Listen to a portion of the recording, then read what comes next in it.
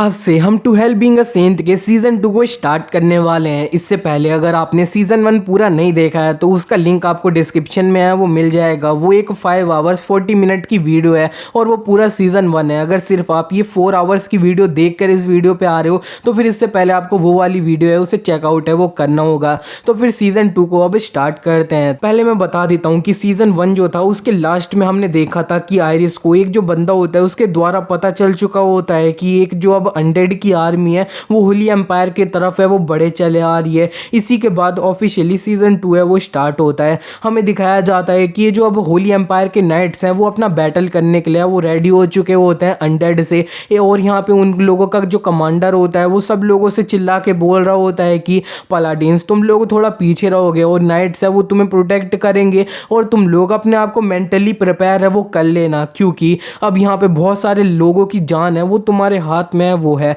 और इसी के बाद इनकी स्पीच है वो ख़त्म हो जाती है और दो जो नाइट होते हैं वो अकेले में हो जाते हैं। उधर जो एक पहला वाला बंदा होता है वो कहने लगता है कि मैं तो अभी भी इसे जो है ना समझ नहीं पा रहा हूँ कि हम अनडेड जो है ना उनसे फाइट करने वाले हैं। इतने में वो साइड में दूसरा जो बंदा होता है उसे देखता है और कहता है कि तुम अपने हाथ में ये क्या दबा रहे हो। और पहला बंदा वो दिखा देता है कि वो अपनी ये जो अब फैमिली फोटो है ना उसके पेंडेंट में उसी को दोबारा होता है और वो कह रहा होता है कि इससे पहले मैं ये जो वॉर ये सब मैं ना वो जाऊँ, मैं अपनी फैमिली फोटो है ना उसे अच्छे से वो देख लेता हूँ। तब बंदा भी कहने लगता है कि मेरे को भी लग रहा है कि मेरे को अपनी जो फैमिली थी ना उससे एक बार पहले मिल लेना चाहिए था कि इससे पहले मैं इस जगह पे आता। एंड दूसरा कहने लगता है कि अरे मैंने जो अब ऑफिसर्स थे ना उनके द्वारा सुना था कि ये जो न्यू सेंट है ना वो भी हमारी ये जो बैटल होने वाली है बॉर्डर्स में उसे ज्वाइन है वो करने वाला है। और जो पहला वाला होता है वो उससे कहता है कि अच्छा तो फिर तुम उस सेंट की बात कर रहे हो जो एक मीटियोरॉइड है उसे भी ला सकता है। लेकिन दूसरा बोलने लगता है कि ये जो सेंट है ना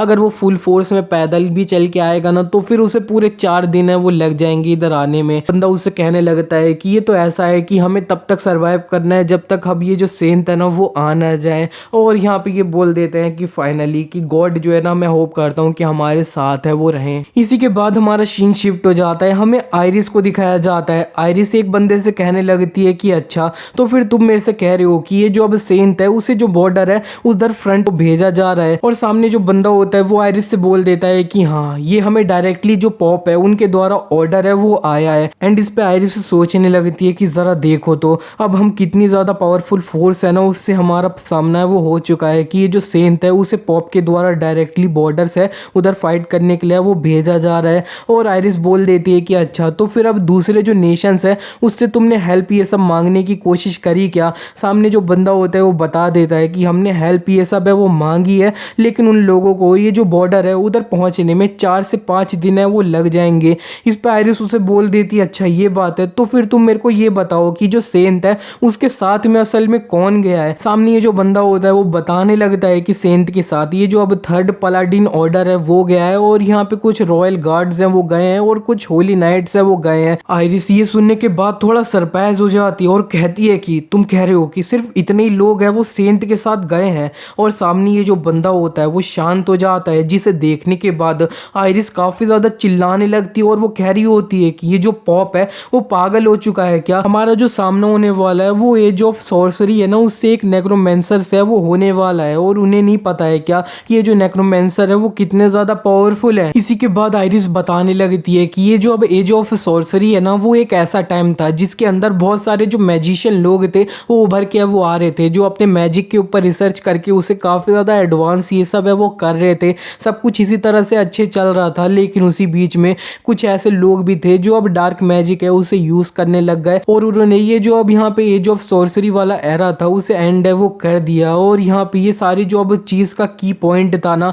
वो the king of dead necromancer है वो था। और आयरिस बोल देती है कि तो फिर उसने अपने आप को रिवाइव है वो कर लिया है। ये जो सामने बंदा होता है वो आयरिस से और भी कहने लगता है कि अब हमारा ये जो बाहर से कॉन्फ्लिक्ट आ रहा है वो तो अलग, ये सारी जो चीज़ है उसकी वजह से इंटरनल कॉन्फ्लिक्ट भी जो है ना काफ़ी ज़्यादा इंक्रीज है वो हो रहा है। तो फिर हमारे पास और भी लोग हैं ना वो बिल्कुल नहीं है कि हम सेंट की हेल्प करने के लिए उन्हें उधर भेज दें। आयरिस ये सुनने के बाद कहने लगती है कि अच्छा तो फिर तुम्हारा मतलब है कि ये जो बॉर्डर है वो पूरी तरह से जो है ना अब बिल्कुल भी रेस्क्यू है वो किया ही नहीं जा सकता है। तो फिर इसीलिए पॉप ने उधर जो सेंट है उसे भेजा है। और यहाँ पे ये जो है ना ये एक सुसाइडल मिशन है। इस पॉप की इतनी ज़्यादा हिम्मत कि वो जो एक गॉड का रिप्रेजेंटेटिव है उसे इस तरह से यूज है वो कर रहा है। इतने में एक जो नाइट होता है वो इन दोनों के रूम में घुस जाता है और वो चिल्लाते हुए बोल रहा होता है, लेडी सेंटनेस, असल में अब हमें रिपोर्ट है वो मिल रही है कि ये जो साउथ माउंटेन है ना, उधर से कुछ और जो एनिमी से हमारा जो एम्पायर है उसके तरफ है वो बड़े चले आ रहे हैं। आयरिस ये सुनने के बाद और थोड़ा परेशान हुई और वो भी कहीं और के लिए वो भाग जाती है बहुत ज्यादा तेजी से, और वो कह रही होती है कि मैं इस तरह से अपना टाइम है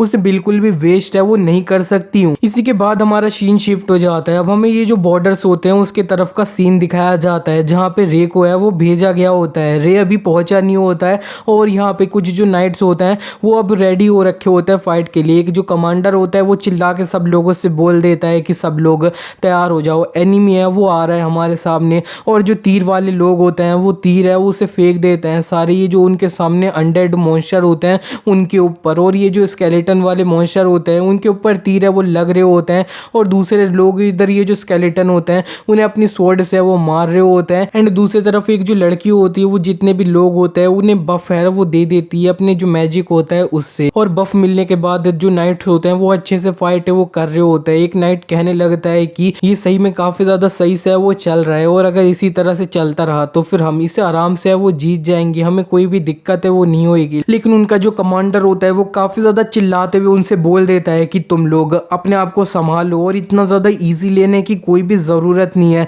क्योंकि अभी हम जिनको फेस कर रहे हैं ना वो ये जो लोग हैं उनके अंदर सबसे ज्यादा कमजोर हैं वो हैं, और यहाँ पे सबसे ज्यादा जो स्ट्रॉन्गेस्ट है उनको आना जो है ना अभी रह चुका है। इतने में वो सामने देखते हैं और कहते हैं कि वो आ चुके हैं, ये तो बांशी है। और यहाँ पे इतना ही नहीं, ये जो डेथ नाइट्स है ना वो भी यहाँ पे आ चुके हैं। जैसे ही कमांडर को बांशी और डेथ नाइट दिखाई देते हैं वो अपने लोगों से चिल्ला के बोल देते हैं कि अभी के अभी रिट्रीट करो, हमें यहाँ से वो निकलना होगा। लेकिन इतने में जब ये कमांडर अपने सामने देखते हैं तब उन्हें एक बांशी है वो दिखाई देता है, और वो जो बांशी होता है वो ये जो कमांडर होता है उन्हें अच्छे से वो मार देता है। और उनके अलावा जितने भी लोग होते हैं वो वहां से वो भागने लगते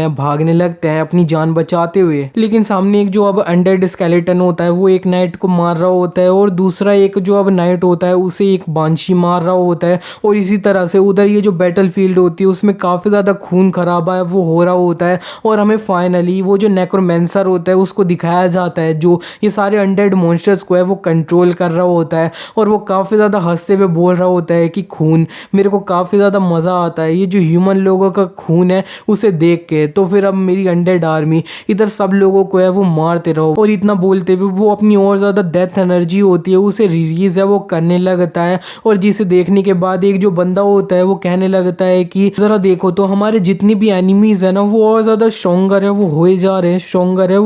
रहे हैं, दूसरा बंदा उससे कहने लगता है कि अब यहाँ पे तुम्हें इनसे हेड ऑन फाइट करने की कोई भी जरूरत नहीं है, तुम्हें बस टाइम निकाल के यहाँ से थोड़ा पीछे है वो जाना है। और यहाँ पे इतने में ये जो अब बंदा जिसने चिल्ला के ये बोला होता है उसके पीछे एक डेथ नाइट है वो आ चुका होता है, और लोग चिल्ला के बोल भी रहे होते हैं कि जरा देख के पीछे। लेकिन इससे पहले ये जो डेथ नाइट है वो इस बंदे का कुछ भी कर पाता, ये जो डेथ नाइट होता है उसे एक मैजिक अटैक से ही वो डिस्ट्रॉय कर दिया जाता है। हमें दिखाया जाता है वो जो अटैक होता है उसे रे ने किया होता है और इस बंदे को बचा लिया होता है। रे फाइनली ये जो बॉर्डर है यहाँ पे पहुंच चुका होता है और वो कह रहा होता है अभी की सही में इस जगह पे इतने सारे क्या कर रहे हैं। इसी के बाद हमें थोड़ा पीछे के टाइम का सीन है वो दिखाया जाता है जब रे ये जो अब बॉर्डर होता है उसकी तरफ भाग के जा रहा होता है, अपना मैजिक यूज करते हुए वो काफी ज्यादा तेज भाग रहा होता है। और वो कह रहा होता है कि अच्छा तो फिर मेरे को बोला जा रहा है कि मेरे को बॉर्डर है वहां पे जाना है और पॉप ने खुद से ऑर्डर है वो दिया है और यहाँ पे मेरे पास कोई भी चॉइस है ना वो नहीं है, और मेरे को जितना भी ये जो बॉर्डर है उसकी सिचुएशन से पता है वो चला है। तो फिर ऑफ कोर्स ये जो मिशन है वो एक सुसाइडल मिशन है और यहाँ पे ये जो अब हमारा अपोनेंट है वो एक नेक्रोमेंसर है, तो फिर इंटरनल कॉन्फ्लिक्ट भी है ना वो बहुत ज़्यादा आ रहा है।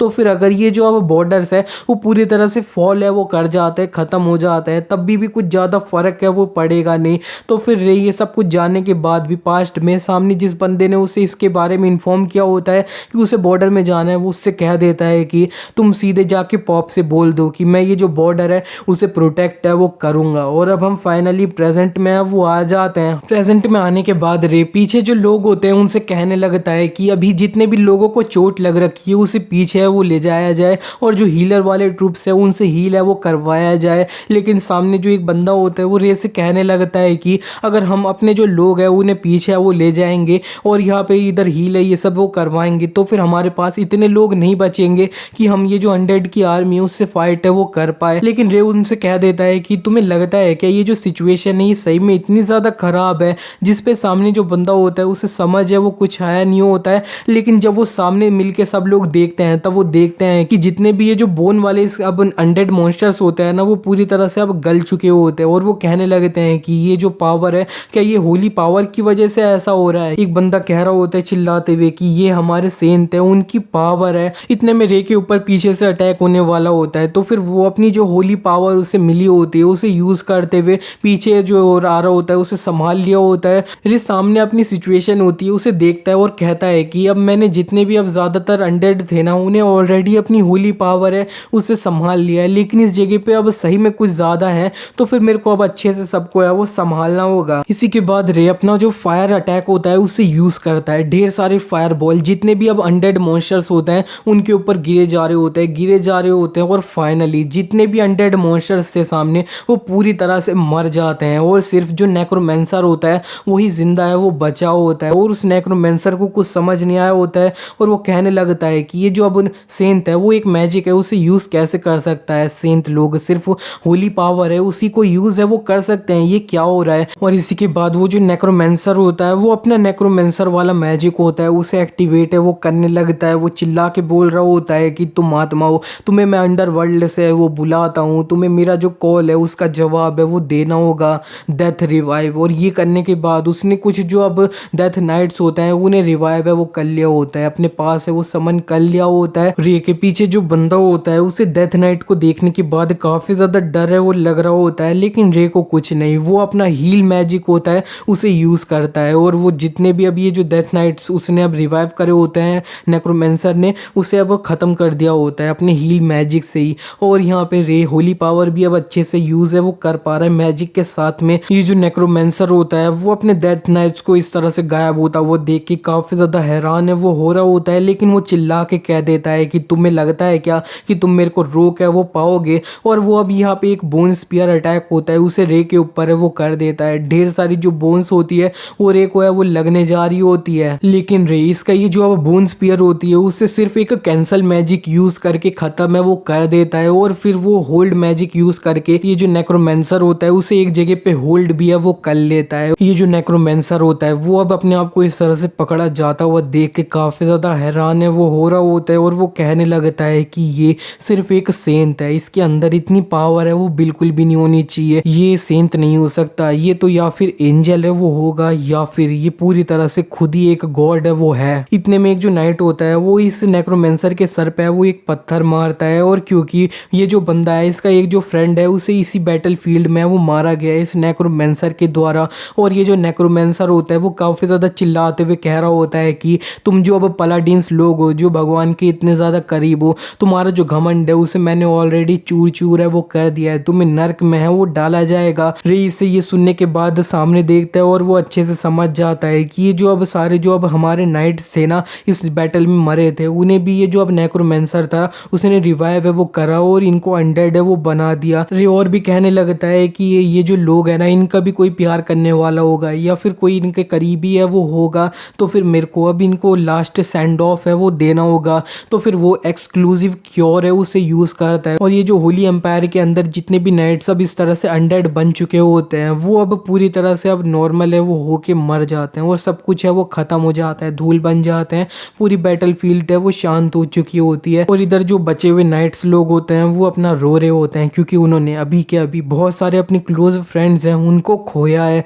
और रे इनको देखने के बाद इस तरह से सोचने लगता है कि अगर मैं ये जो बैटल फील्ड थी इसके अंदर और ज़्यादा जल्दी आया तो, लेकिन इतने में वो अपने आप को संभालने लगता है और कहता है कि अभी मेरे को इस पे फोकस है वो नहीं करना चाहिए, अभी मेरे को ये जो अब नेक्रोमेंसर है सिर्फ इस पे फोकस करना चाहिए। रे इस नेक्रोमेंसर से कहता है कि तुम सही में बहुत ज़्यादा बात है वो करते हो। इतने में वो जो नेक्रोमेंसर होता है वो थोड़ा अब सरप्राइज है वो हो चुका होता है, हिल चुका होता है, जिसे देखने के बाद रे उससे कहने लगता है कि अभी तक तुम अपनी जो जिंदगी है उसे ये जो अनडेड्स है उनके साथ है वो जीते हुए आ रहे हो, लेकिन अब तुम्हें डर लग रहा है उन्हें ज्वाइन करने से। इतने में वो जो नेक्रोमेंसर होता है वो काफी ज्यादा चिल्लाते हुए हंसने लगता है और वो कह रहा होता है कि तुम मेरे को हंसी है वो तो बिल्कुल दिलाना मत, तुम्हें क्या लगता है ये जो बॉडी ऑर्डर था वो असल में लास्ट था क्या? हमारी जो दूसरी फोर्सेस है उन्होंने ऑलरेडी तुम्हारा जो सिलोनिया है उसे कैप्चर है वो कर लिया होगा, तो फिर तुम सरेंडर है वो क्यों नहीं कर देते? हम तुम्हारी जान है उसे बख्श देंगे। रे इस नेक्रोमेंसर को इग्नोर करता हुआ सामने ये जो अब एक नाइट होता है उससे कहने लगता है कि तुम ये जो नेक्रोमेंसर है इसे अपनी स्पीड से है वो होली एम्पायर में वापस है वो ले जाना, मैं अपनी स्पीड से अपना ये जो वापस है उधर जाऊंगा। और वो कह देता है कि मैंने जैसा सोचा था वैसा ही है, इस जगह पे एक इंटरनल कॉन्फ्लिक्ट है ना वो भी हुआ है। तो फिर वो जल्दी से ये जो होली एम्पायर होता है उसके तरफ है वो निकल जाता है। इसी के बाद हमें ये जो होली एम्पायर के अंदर सिलोनिया सिटी होती है उसके तरफ का सीन दिखाया जाता है। वहाँ पे ये जो अनडेड आर्मी होती है वो ऑलरेडी पहुंच चुकी होती है और वो जो एक कुछ अनडेड मॉन्स्टर्स होते हैं वो किसी को मारने जा रहे होते हैं, लेकिन इतने में उस अनडेड को है वो संभाल लिया गया होता है, वो भी अब जेक होता है उसके द्वारा। और एक जो लड़की होती है वो उससे कह रही होती है जेक तुम्हारी स्वॉर्डमैनशिप है वो हमेशा की तरह काफ़ी ज़्यादा इंप्रेसिव है। जेक उससे बोल देता है कि अब मत करना है, उसे बंद भी कर दो। एंड ये जो लड़की होती है वो उससे कहने लगती है कि ज़रा देखो तो तुम अभी तक अपनी ये जो इतने ज़्यादा शांत है ना वो हो, चलो ठीक है अब हमारी जो सेंटनेस है वो कहाँ पे है। इसी के बाद हमें ये जो सिटी होती है इसके दूसरे तरफ का सीन दिखाया जाता है। वहाँ पे और भी जो अनडेड मॉन्स्टर्स होते हैं वो घुसे चले आ रहे होते हैं और हमें आयरिस को दिखाया जाता है। आयरिस अपनी होली पावर यूज़ करते हुए इधर जितने भी अब मॉन्स्टर्स आ रहे होते हैं उन्हें मार देती है और वो कह रही होती है कि इधर मैं जितनों को भी मार लूँ वो कोई फ़र्क है वो नहीं पड़ रहा, ये और ज़्यादा कंटिन्यू मेरे तरफ है वो बढ़े जा रहे हैं। और हमारा जो एनिमी है वो सिर्फ अनडेड मॉन्स्टर ही नहीं है, हमारे जो रैंक्स हैं उनके अंदर भी लोग हैं वो एक दूसरे से भी फाइट है वो कर रहे हैं। और मेरे जो ऑप्शंस है ना वो इस सिचुएशन में काफ़ी ज़्यादा ख़त्म होते जा रहे हैं। इतने में एक जो स्लैश होता है वो आता है और कुछ अनडेड मॉन्स्टर्स पे वो लग चुका होता है, हमें दिखाया जाता है वो अब यहाँ पे जेक होता है। और ये जो आयरिस होती है वो ये जो स्वॉर्ड एनर्जी होती है इसे महसूस कर लेती है और वो कहती है कि ये तो अब जेक और फिया है दोनों साथ में। और फिया और जेक होते हैं वो आयरिस के पास आ जाते हैं, तो आयरिस ये जो जेक होता है उससे बोलने लगती है कि जेक तुम इस जगह पे क्या कर रहे हो, तुम्हें तो जो रे था उसके साथ होना चाहिए। लेकिन जो अब जेक होता है वो उससे बोल देता है कि ये जो है ना ये सेंट के ऑर्डर है, जिसे सुनने के बाद जो आयरिस होती है वो चिल्ला के बोलती है तुम्हारा मतलब क्या है। और जेक अब थोड़ा साइलेंट है वो हो चुका होता है। और इसी के बाद जेक थोड़ा फ्लैशबैक में चले जाता है। जेक जो होता है उसके माथे पे रे फ्लिक कर देता है पास्ट में और उससे बोल देता है कि तुम मेरे को फॉलो करके नहीं आने वाले, तुम ये जो अब सीलिया है उधर ही अब रुकने वाले हो, तुम अगर मेरे साथ चलते भी हो तो फिर तुम मेरे रास्ते में ही है ना वो आओगे। लेकिन जेक उससे बोलने लगता है कि माय सेंट प्लीज मेरे को अपने साथ है वो आने दीजिए, मैं आपके रास्ते में है वो बिल्कुल भी नहीं आऊंगा। रे जेक को इस तरह से देखने के बाद कह देता है चलो ठीक है तो फिर तुम मेरे को फेस करो, मेरे से फाइट है वो करो। जेक ऐसी शक्ल बना रहा होता है कि उसे समझ नहीं आया कुछ भी, तो फिर रे उससे कहने लगता है कि अब तुम बोल रहे हो ना कि तुम मेरे अब रास्ते में वो नहीं आओगे तो फिर तुम मेरे को फेस है वो करो। और जेक बोल देता है ठीक है मैं समझ गया, और वो रे की तरफ अपनी स्वॉर्ड निकाल के वो बढ़ चुका होता है। वो मनी मन सॉरी भी है वो बोल रहा होता है अपने ये जो सेंट होता है उसको, लेकिन यहाँ पे ये जो रे होता है उसने इसकी जो स्वॉर्ड होती है उसे अच्छे से ब्लॉक है वो कर लिया होता है। जेक ये देख के कहता है ये तो स्वॉर्ड ऑरा है, और रे उससे कहने लगता है अब तुम्हें समझ आ गया ना, अभी तुम कहीं और पे है ना तुम्हारी ज़रूरत है। लेकिन जेक वहाँ पे सोच रहा होता है कि इन्होंने ये जो अब स्वॉर्ड ऑरा है उसे मैनिफेस्ट है वो किया है, ये बड़ी बात नहीं है, लेकिन उन्होंने मेरा जो अब यहाँ पे अब स्ट्राइक है स्वॉर्ड का उसे ब्लॉक है वो किया है, वो अब बड़ी बात है। जेक प्रेजेंट में आने के बाद आयरिस से बोल देता है कि सेंट है उसे मेरी बिल्कुल भी ज़रूरत है वो नहीं है, अगर मैं उनके साथ गया होता तो फिर मैं सिर्फ उनके रास्ते में वो आता, इसीलिए मेरे को इस जगह पे आपकी जो हेल्प है ना उसे करने के लिए असाइन है वो कर दिया गया है लेडी आयरिस। और जो आयरिस होती है वो इसी के बाद सोचने लगती है कि वो जो रे है ना उसे बिल्कुल भी आइडिया नहीं है कि ये जो अब नेक्रोमेंसर है वो कितना ज़्यादा डेंजरस है। ये और भी कहने लगती है कि वो जो इडियट है ना उसे बिल्कुल भी आइडिया नहीं है कि वो किस तरह की सिचुएशन में है ना वो है। इसी के बाद हमारा सीन शिफ्ट हो जाता है, हमें दिखाया जाता है रे फाइनली ये जो सीलिया सिटी होती है वहाँ पे पहुँच चुका होता है। लेकिन जब वो वहाँ पे पहुँचा होता है तब काफ़ी ज़्यादा देर है वो हो चुकी होती है और उसे चारों तरफ सिर्फ डेड बॉडी ये सब है वो दिखाई दे रही होती है। इतनी ज़्यादा तबाही में वो कह रहा होता है कि ये इतनी ज़्यादा ये सब इस जगह पे हुआ है तो कहीं क्रिस और मैरी, कहीं मैरी और क्रिस। और इतने में रे को अब आवाज़ है वो आती है सेंट किसी ने उसे बुलाया होता है, और रे जब साइड में देखता है तब वहाँ पे उसे मैरी और क्रिस है वो दिखाई देते हैं। और यहाँ पे ये जो रे होता है वो जल्दी से इन दोनों के तरफ है वो भाग चुका होता है। रे जब मैरी के हाथ में क्रिस को देखता है तब वो उसे देखते हुए सोचने लगता है कि मेरे को इसकी कोई भी पल्सेस है वो महसूस है वो नहीं हो रही है, इसका मतलब है काफ़ी ज़्यादा देर है वो हो चुकी है, वो ऑलरेडी मारी जा चुकी है। और एक चीज़ मैं क्लियर कर देता हूँ, ये दोनों जो बच्चे हैं ना वो असल में बच्ची हैं। ये मतलब एक जो लड़का लग रहा था स्टार्टिंग से ही वो लड़का नहीं है, और अभी भी लड़का लग रहा है, लेकिन ये दोनों असल में लड़की ही हैं। और ये जो मैरी होती है वो बोलने लगती है कि सेंट क्रिस जो थी ना वो बचपन से ही काफ़ी ज़्यादा वीक थी, तो फिर मैं उसकी जो अब सिस्टर हूँ ना, तो फिर मेरी काफ़ी ज़्यादा ड्यूटी बनती थी कि मेरे को उसे प्रोटेक्ट है वो करना है। मैरी रो रही होती है, इतने में रे उससे कह देता है कि मैरी मेरे को लगता है कि मेरा जो डिसीजन तुम्हें इस जगह पे लाना था वो सही में काफ़ी ज़्यादा गलत था, और मैंने तुम्हें सही में काफ़ी ज़्यादा अब गम है ना वो दिया है, तो फिर प्लीज़ तुम मेरे को माफ़ करना। इतने में जो मैरी होती है वो रे की बात काटने लगती है, और वो रे से कह रही होती है कि नहीं,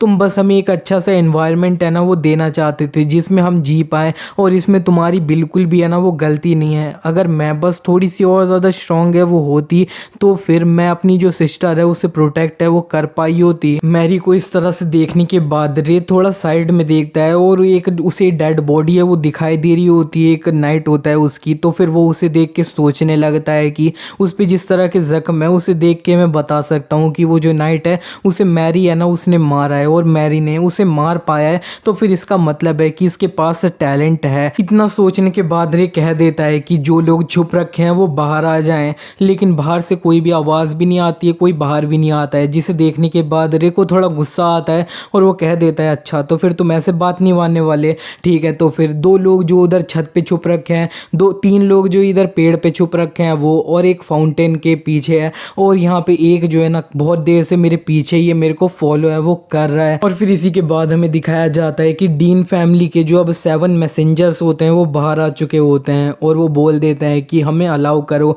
आपको ग्रीट करने का। इसी के बाद ये जो अब 7 मैसेंजर्स होते हैं डीन फैमिली के, उनमें से एक जो लड़की होती है वो सारे लोगों के नेम होते हैं उन्हें इंट्रोड्यूस है वो कर देती है, लेकिन इनके नेम को इग्नोर है वो कर देते हैं। रे कह देता है कि मैंने जिस रीज़न के लिए तुम्हें बुलाया है वो और कुछ नहीं है, तुम्हें बस ये जो बच्ची है ना इसका ख्याल है वो रखना है। और ये जो अब मेन लड़की होती है 7 मैसेंजर्स में से उसका नाम होता है रेन, तो फिर रेन जो होती है वो कह देती है कि ये लड़की, और रे उससे कह देता है कि हाँ इसके अंदर जो है ना काफ़ी ज़्यादा टैलेंट है एक असैसिन बनने का। और ये जो अब रेन होती है वो अपना सोचने भी लगती है कि हाँ अब मैं अच्छे से देख के बता सकती हूँ कि ये जो लड़की है ना वो इतने ज़्यादा अब ख़राब इन्वायरमेंट था, इतनी ज़्यादा ख़राब चीज़ें हुई, उनके अंदर भी सर्वाइव है ना वो कर पाई है, तो फिर इसके पास टैलेंट तो है। वो कहने लगती है कि हाँ अगर हम इसे एक असैसिन के रूप में पाल के बड़ा करें तो भी, लेकिन इतने में रे उससे कह देता है कि मैं तुम्हें ये नहीं बोल रहा कि तुम्हें इसे असैसिन है ना वही बना देना है, तुम्हें बस इसे और ज़्यादा स्ट्रॉन्गर है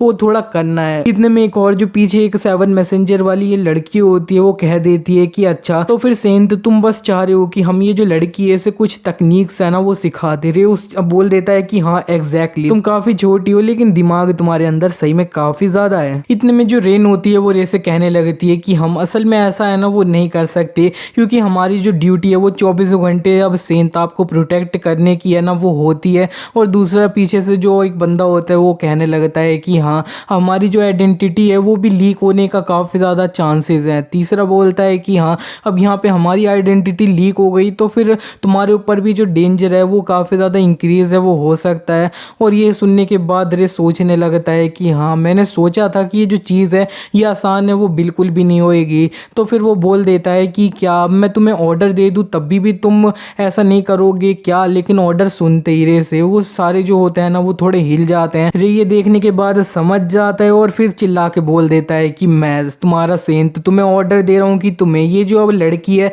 इसे कुछ असैसिन्स तकनीक है ना वो ये सब सिखाना होएगा। और रे से ये ऑर्डर सुनने के बाद वो लोग जो होते हैं वो कह देते हैं कि ठीक है माय सेंट, आपने जिस तरह से हमें ऑर्डर दिया है हम वही है वो करेंगे। और जो रेन होती है वो क्रिस की डेड बॉडी देखने के बाद कहने लगती है तो फिर ये जो बच्ची है इसका फ्यूनरल, रे उससे कह देता है हाँ प्लीज। और रे जाते हुए ये जो साइड में मैरी होती है उससे कह देता है कि अब से तुम्हें ये जो लोग हैं ना इन्हें फॉलो करना है, और तुम्हें ये जो लोग हैं वो अच्छे से सिखाएंगे ना उसे अच्छे से है ना सीखना तुम, ठीक है। और यहाँ पे लेकिन जो मैरी होती है वो रे से कह देती है कि तुम कहाँ पे जाने वाले हो सेंट? रे उससे बोल देता है कि मेरे को कुछ लोग हैं ना उनकी हेल्प है वो करनी है, इससे पहले कुछ ज़्यादा ही देर हो जाए, और हाँ मेरे को बिल्कुल भी ज़्यादा टाइम है वो नहीं लगने वाला है। और रे अब फाइट करने के लिए पूरी तरह से सीरियस है वो हो चुका है, क्योंकि उसको एक रीज़न है वो मिल चुका है, ये जो क्रिस की डेड बॉडी है ना वो देख के। इसी के साथ सीजन 2 का जो पार्ट 1 है वो यहीं पे एंड हो जाता है। नेक्स्ट एपिसोड में हम रे को देखेंगे जो काफी ज्यादा सीरियसली फाइट करेगा। और मेरे को पता है कि मेरे को ये जो अब सीजन 2 का फर्स्ट एपिसोड है वो 1 घंटे का तो बनाना ही था, लेकिन क्या कर सकते हैं, कभी कभार जैसा सोचते हैं वैसा नहीं हो पाता है। लेकिन फिर भी आगे से जितनी भी वीडियो आएंगी मैं ट्राई करूंगा कि 1 घंटे की हो वो। ठीक है, मिलते हैं नेक्स्ट पार्ट में।